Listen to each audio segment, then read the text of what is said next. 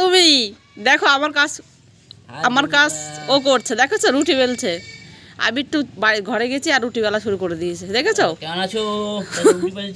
তো দাদা ভাই কি কেমন রুটি বেলছে দেখো। আমি করছিলাম রুটি, আমি ঘরে গেছি আর এই ফাঁকে ও রুটিটা করছে, আমার রুটিটা করে ফেলছে। তা ভালো হয়েছে, করো করো করো, শিখতে তো হবে।